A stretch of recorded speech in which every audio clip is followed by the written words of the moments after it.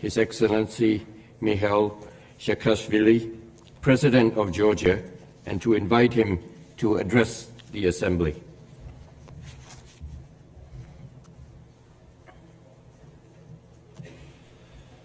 Mr. President, Your Excellencies, distinguished delegates, it is a great honor to represent once again my beloved nation at this rostrum.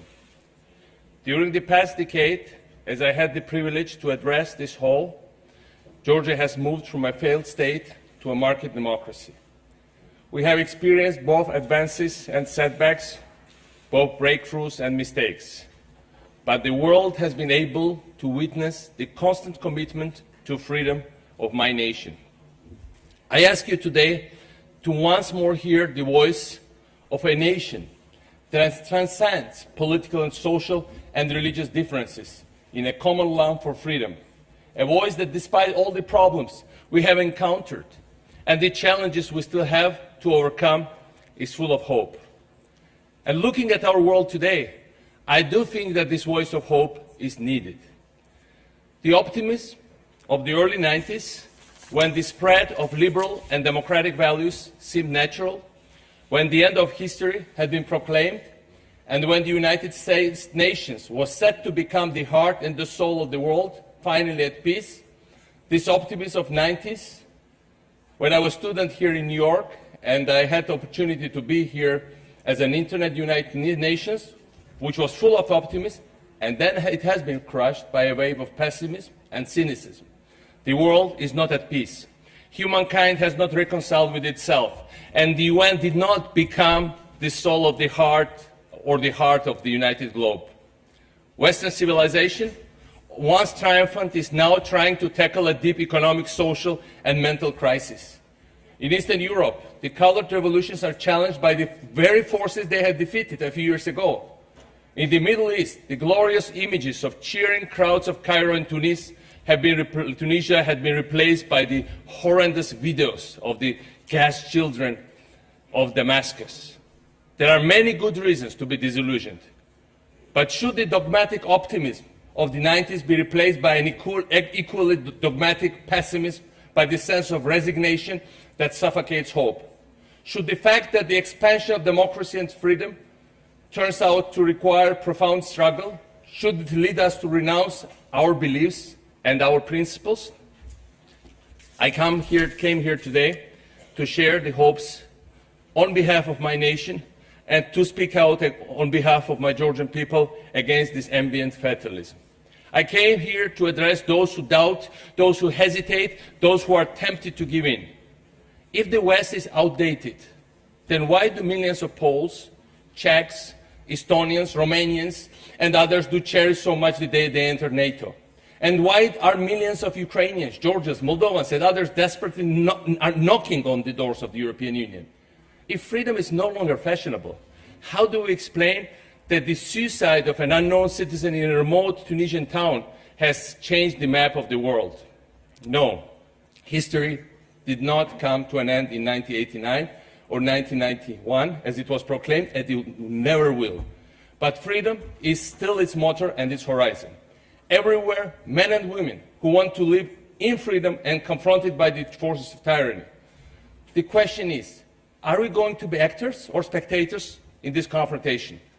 Distinguished delegates, as I speak, the Eastern European countries aspiring to join the European family of free and democratic nations are facing constant pressures and threats. Armenia has been cornered and forced to sign customs union, which is not in this nation's interest or in the interest of our region. Moldova is being blockaded. Ukraine is under constant attack. Azerbaijan faces extraordinary pressure, and Georgia is occupied. Why? Because an old empire is trying to reclaim its bygone borders. And borders is actually not the right word, since this empire, be it the Russian Empire, the Soviet Union, the Russian Federation, or the Eurasian Union, never had borders. It only had margins. I came today to speak in the name of these margins. Unlike most nations, the Russian Federation has no interest in having stable states around it. Neighboring countries in constant turmoil, that is what the Kremlin is seeking. It rejects the very idea of strong governments in Georgia, Ukraine, or Moldova, even ones that try to be friendly to their interests. I was never a great fan of what the French call la langue de bois. But as my second term nears its end, I feel more than before the urge to speak my mind. Let us be very concrete. Do you think that Vladimir Putin wants, for instance, Armenia to decisively triumph over Azerbaijan? No. This would make Armenia too strong and potentially too independent. Do you think then the contrary is true, that Moscow wants Baku to prevail over Yerevan? Obviously not. The current rise of a modernized, dynamic Azerbaijan is a nightmare for the Russian leaders. No, they do not want anyone to prevail, and the conflict itself is their objective, since it keeps both nations dependent and blocks their integration into European common space. Do you think that electoral defeat of the forces that led the Orange Revolution in Ukraine has led the Kremlin to take a softer approach to this country? To the contrary. I spoke yesterday to my colleague Viktor Yanukovych. His government is under constant attack and pressure from Russia. And that's what's happening on a daily basis. And, and again ahead of the European summit of Vilnius. And Russian officials now speak openly about dismembering this nation. I just heard the speech 2 days ago. Do you think that Kremlin would agree to discuss the deoccupation of our regions of Abkhazia and South Ossetia now that the government has changed in Tbilisi? Far from it. The annexation of Georgian lands by Russian troops continues. Yesterday, the occupants have expelled again Georgian citizens from their houses and are destroying them, are destroying their villages, homes, the homes of houses of their parents and grandparents, taking in daylight their cemeteries in total impunity, water systems.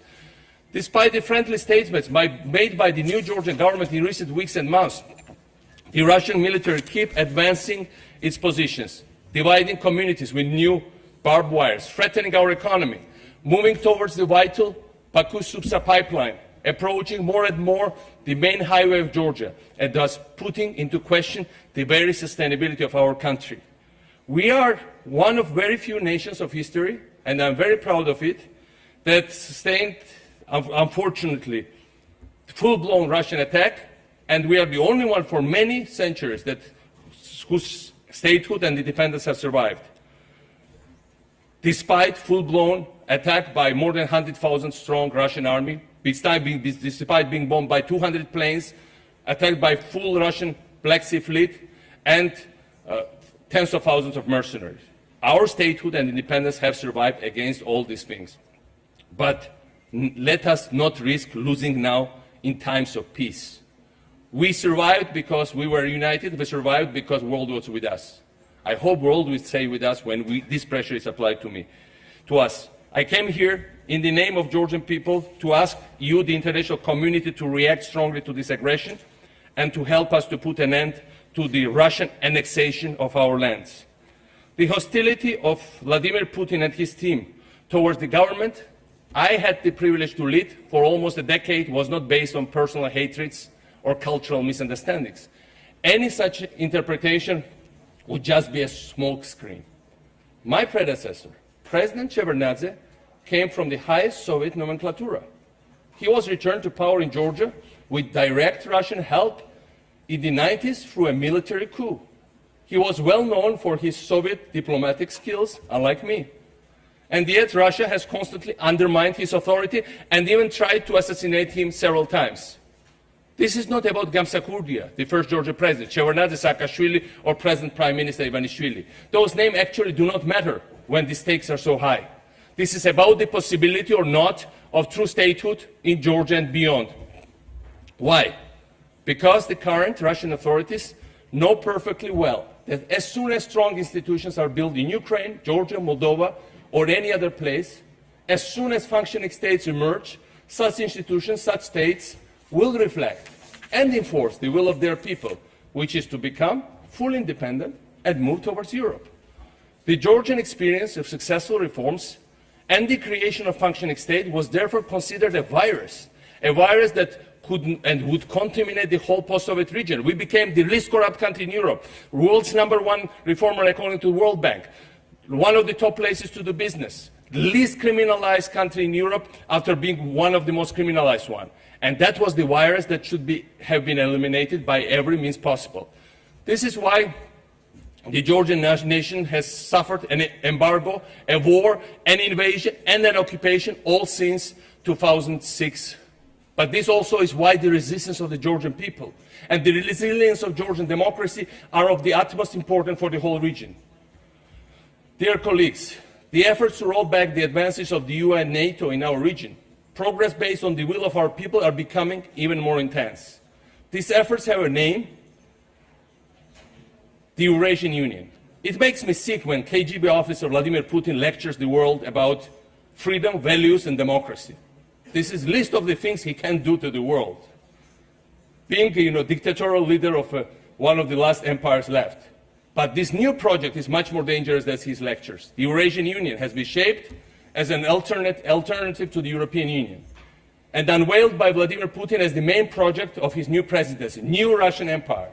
Because European and Euro-Atlantic integration take a lot of time and require tremendous efforts, because there are moments when you might think you are pursuing a mirage, because the threats becoming so strong, the pressure so direct, while the promises seem so far away, some people in our region might fall victim to fatigue and ask themselves, why not? Today, I want precisely to explore this why not. Much more than with a choice of foreign policy or international alliances, our nations are confronted with choice of society, a choice of life. Our people have to decide whether they accept to live in a world of fear and crime, a world in which differences are perceived as threats and minorities are punching bags, a world in which opponents are faced with selective justice or beatings, a world, my dear friends, where, that we all know very well in our region and in some other regions in the world, since this is the world from which we are coming. The Eurasian Union is both our recent past and the future, shaped for us by some ex-KGB officers in Moscow. On the opposite side, our revived traditions and our centuries-old aspirations led us towards another world called Europe. European societies are far from perfect, and we all know that. There too, you can have fears, doubts, angers, hatreds, social inequalities. But there, at the same time, meritocracy prevails over nepotism. Tolerance is a fundamental of public life. Current opponents are the future ministers and not the prisoners to be or the enemies to beat. The choice, when it is put like that, is so obvious for the people of our region that some Kremlin strategists, they call themselves politechnologists, have decided to cancel the truth and have shaped lies that they are spreading throughout Ukraine, Georgia, Moldova, and many other places. Their mouthpieces in our respective countries, this conscious or unconscious risk column, identify the European Union with the destruction of family values, erosion in national traditions, and the promotions of gays and lesbians, undermining our traditional religions. Strangely, in recent years, and even more in recent months, we hear in Tbilisi, Kiev, Chisinau, the same ugly music that was first orchestrated in Moscow. We hear that our traditions are collapsing under the influence of the West, that Christian holidays will be replaced by gay pride events, and churches by multicultural Disneylands. We hear that our Orthodox identity is under threat. And after all, here we come, we hear that we share with our former masters a common respect for decency and traditions. Are we so naive to believe these lies of Putin and the others, as other generations did, allowing our sovereignty to be kidnapped? Are we so unfair to our ancestors to think that their memory would be honored by attacks on mosques or some pogroms? Are we so unaware of our history that we allow it to repeat itself endlessly? When we hear the fake music of Orthodox Brotherhood, sung by Russian imperialists, can't we hear the true voices of Patriarch Kirill, who was assassinated, or the eternal voice of the Patriarch Ambrosi Helaya, who was tortured during days and weeks, only because he appealed to the Geneva Conference against the invasion of his country? And he told his Russian interrogators, you can have my body, my flesh, but you will never have my soul. Are we so deaf as not to hear the voices of the killed bishops and priests tortured by Russian imperialists and Russian communists? Are we so uneducated we do not recall who has repainted our churches and erased our sacred frescoes? Are we so blind today not to see this destruction of our churches by the same people who erased our churches in the 19th century, Russians, now in the occupied territory? We need to know our history. And our history teaches us that tolerance is the basis for sovereignty in our region. It is not only a moral duty, It is an issue of national security. We need to know our history to understand the same old imperialistic principle, divide to rule, is applied today as it was 2 centuries ago. Looking at our region today, those who have some knowledge of the Caucasian history might remember the Armenian-Azerbaijani bloodshed of 1905, directly created by the Tsarist administration, and compare it to the beginning of the conflict in Karabakh in the late 80s. The Russian army was present there in large numbers, and in front of its eyes, the war started, and they were pretending to help both sides, in fact, stirring up the conflict. They might recall, as I do too well, the beginning of the war in Georgian region of Abkhazia in the early 90s, when Georgian paramilitary groups were getting their weapons from the same Russian troops who were actually leading, directing, assisting the Abkhaz militia and bombing the Georgian territory, and bringing in Chechen mercenaries in order to kill any form of solidarity between nations of North and the South Caucasus. Just as they were sending for the same reason, more than 1 century before, Georgian officers at the far front of their wars against Chechens, Ingush or Dagestani. We could also look at the margins throughout the times. We could look at Poland and Ukraine, and we would see the same pictures. Everywhere, the empire has always inflamed the relations between subjugate people and separated them by a wall of fanatical antagonism. It used to work, unfortunately. But what is even more unfortunate, that it is still working today. Ladies and gentlemen, distinguished delegates, the European Union, the greatest political success of recent decades, has been built on 3 pillars, which also could be characterized as 3 rejections. The rejection of the extreme nationalists that had led Europe to the collective suicide of 2 world wars and the horrors of Nazism. The rejection of communism that was threatening to spread throughout the continent and the world. And in the end, the rejection of colonialism and imperialism. It took time, and many of your delegates remember it very well, very painfully, because you were victims of French imperialism or British imperialism. It took time for the French and British empires to accept this third rejection. But giving up their colonies was the price to pay for the modernization of their economy and the development of their democracy, and also for the European unification to actually be realized. The Eurasian Union is based on the exactly opposite promises. It is fueled by intolerance, it is led by old KGB structures, and it is shaped to revive an old empire. That's what the Eurasian Union is all about. Of course, joining the Eurasian Union is therefore very easy. There are no social, economic, or political criteria to be met. Becoming a colony, in fact, requires no effort at all. Passivity, mediocrity, absence of national pride are the only requirements. Willingness to be slave is another one. On the other hand, to get into a real union, there is no alternative to making a Herculean effort and meeting exact criteria, because such principles are precisely what to create the union. So to those who doubt, I tell that it is precisely because the EU demands effort and imposes criteria. It is precisely because it does not seek to absorb, while the other one is dreaming about it, that the choice should be so obvious. But there is an even better reason for saying that the choice is obvious. The choice is obvious because the Russian project is doomed to fail. No empire is sustainable today. We are living in the 21st century. And certainly not the Russian one, which is the last anachronism of empire's world. If we look back at history, France and the UK have lost their colonies, not only because these colonies fought there for independence, but also because people in Paris and London ultimately did not believe anybody anymore in their empire. Exactly the same is happening in Russia nowadays.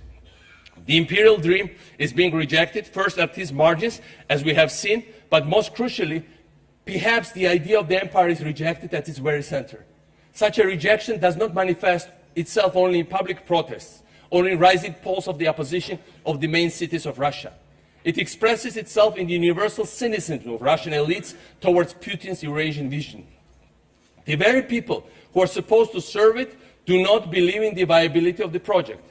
Rejected at its margins, rejected at its centers, the imperialistic path will come to a dead end, and the Eurasian Union will fail, and Russia will, after all, become a nation state with borders instead of margins. Real country with real borders. Then it will start to seek stable relations with stable neighbors. Then cooperation will replace confrontation. It will happen, and much sooner than people think, to the benefit of the margins, but most of all to the benefit of the Russian people themselves. It will happen because the imperial project is absurd for a generation of Russian citizens who are among the most enthusiastic users of the internet in the world. It will happen because ethnic discrimination that Russia is using inside its territories is not going to consolidate and make Russia more strong and United States. It will happen because the endless resources provided by the revenues of oil and gas are challenged by perspectives offered by the exploitation of shale gas and shale oil. Shale gas revolution is really undermining the last authoritarian empire in the world. It will happen because gas alone does not replace economic modernization. It will happen because the occupation and the absence of justice. It will happen because the entire regions have been alienated by discrimination and violence. Because the people of Chechnya, Ingushetia, Dagestan, Tatarstan, Bashkortostan, and many other places have been so much persecuted that they do not feel part of any common project with central authorities in Moscow. It will happen because of frustrations, angers, hatreds are too strong, and unifying ideal is too absent. It will happen not in the coming decades, but in the coming years. Few years from now, you will recall my words, Vladimir Putin will have left the Kremlin and vanished from the Russian politics. Even if he says that he will be for another 20 years or so there. Russian citizens will remember him as a ghost from the old times, the times of corruption and oppression. Nobody knows whether this process will be calm or violent, whether his successor will be nationalistic or liberal, or both together. But what matters is something else. Russia will no longer be an empire. It will become, finally, a normal nation state. This is the horizon we should prepare for, all of us together. Meanwhile, as our region will remain an area of confrontation, the formerly captive nations should unite their strengths instead of cultivating their divisions. Some leaders, some countries in the past had understood that. Freedom of one was depending on the freedom for all other subjugate nations. Like the Poland of many centuries, when they were dreaming about uniting all the persecuted people, or of Marshal Pilsudski, that was inviting all the oppressed people and their officers to unite under the flag of Polish independence and Polish military forces. But never had our ancestors benefited from a vast and powerful enough force that had understood its strategic interest was to preserve the sovereignty of each of our nations. Today, this force exists, and it is, with all its deficiencies, still the European Union. As we come closer to the Vilnius Eastern Partnership Summit, I would like to reiterate a call that I have made several times in recent years. By launching the Eastern Partnership as a response to the 2008 invasion of Georgia, the EU has offered to our nations a platform to cooperate under its benevolent umbrella. We should invest much more in it. We should develop common projects, first and foremost focusing on the necessary reforms that we should carry on together. Because reforms mean for all of us statehood and independence. Russian Empress Catherine II knew it well. And when Poland, despite the attempts from them, has from Russians, started to implement successfully an ambitious program of reforms following the precepts of the French or British Enlightenment, she wrote a long and secret letter to Friedrich the Great. This letter was German Emperor. This letter was and remains one of the most impressive expressions of the nature and the strategy of the imperialistic project. It reads that ongoing reforms are dangerous both for Russia and Prussia, because they will turn Poland into a true state, that they need to be stopped, and that Poland should be attacked and dismembered because they are fully implemented, that they will never occupy it again. This letter will not sound unfamiliar to those who know how much Vladimir Putin was loathing the Georgian experience throughout these last decades. Because lots of Russians were asking, if this once corrupt Georgia, criminalized country, mafia-ridden country, disintegrated failed state could make it, why Russians cannot make it? This was ideologically dangerous project. For the first time, an efficient nation state was being built in the Caucasus. And the reforms that had been crushed before, had to be crushed before they could bear all their fruits. Ladies and gentlemen, unity should be our rule in Eastern Europe, including in the divided Caucasus. I have spoken about the beginning of the war in Abkhazia. I could have recalled an older scene that is very symbolic of the history of the Caucasus. And you know, that's at the end of the rebellion led by Shamil against the Russian Empire. After Shamil, the great Imam of Northern Caucasus, had surrendered himself, and the last Chechen leader still fighting, named Baysangur, had been wounded and captured. As they were going to hang him, the Russian officers gathered a crowd of Dagestani men to witness the execution. They ordered one of them to remove the chair on which Baysangur was standing in order to kill him. By doing so, Russians knew what they were doing. They wanted to fuel the local vendettas and oppose the people, which is an old tradition of the Caucasus. Seeing this, valiant commander Baysangur moved the chair himself, committing a forbidden suicide, forbidden under any religion and of course Islam, and preserving the relations between neighbors. But for one failure, how many successes this strategy has encountered among the Caucasian nations? It needs to come to an end. And this is why I have launched several projects during my presidency, reinforcing people-to-people contacts between North and South Caucasus. Projects focusing mostly on education and on university exchanges.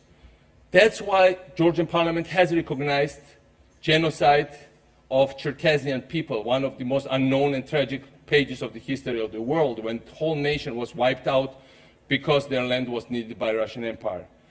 We need to build on these efforts. We need to prepare for the times when the empire collapses, so that its legacy of hatred is swiftly overcome. And we, as citizens of Georgia, need to prepare for the times where Russian troops will leave our occupied regions, when Moscow will withdraw from Tkhinvali and Sukhumi, Abkhazia. We need to prepare ourselves to welcome back our Ossetian and Abkhaz fellow citizens as brothers and sisters, and not as enemies. We will need to prepare for the times when hundreds of thousands, in fact more than 500,000 of Georgian and other ethnic groups that have become IDPs because of war go back to their deserted houses. Because these kind of times will come sooner than we think, much sooner, in the years to come. Ladies and gentlemen, as my second term nears its end, I take pride in the many accomplishments that Georgia achieved during my tenure in office. We took Georgia literally out of darkness, brought unprecedented transparency to our public service, put our children back in schools, and took the gangs out of them. We have brought our nation closer than ever to its European dream, and worked tirelessly to renew the spirit of tolerance that guided Georgia in our glorious past. We did many good things, but of course, like any leader, and when I became president, I was at that moment I was the youngest president in the world, I realized that some of these things were done at a very high cost because of lack of experience. In our rush to impose a new reality against the background of internal and external threats, we have cut corners and certainly made mistakes. Went sometimes too far, and other times not far enough. I acknowledge fully my responsibility in all the shortcomings, and I sincerely care for all those who have felt that they did not benefit enough from our work, or even that they were victims of our radical methods. I want to tell all Georgian citizens, to those who supported our project, our policies and our party, and those who rejected them, I want to tell them how proud I am of their maturity. We promised them this project, and we didn't promise them it would be too smooth. And we went very far. But we went far because our people were so mature and so brave. I want to tell them from this rostrum how humble I feel looking at the sacrifices and the efforts they have made. We are and should remain a nation united in a common love for freedom and dignity. We are and should remain a nation united in the deepest respect for the sacrifices made by our soldiers in Afghanistan, for instance. A nation sharing the same sorrow when they lose their lives and taking the same pride in their bravery. We are the nation that are proud of our soldiers that stood up to 100 times exceeding force of Russian invaders and gave us time, together with the world, to mobilize and protect and save our independence, something that, with all due respect, many of the nations in Europe couldn't do in the 20th century, much bigger and much more powerful than us. We are and we should remain a nation united in our historical identity, to join the European family of democratic nations. the family we should never have been separated from in first place, our family. The path of the Georgian people towards freedom, regional unity, and European integration is far from over, and I will continue to dedicate every day of my life to its success as a proud citizen of a proud nation. Thank you so much.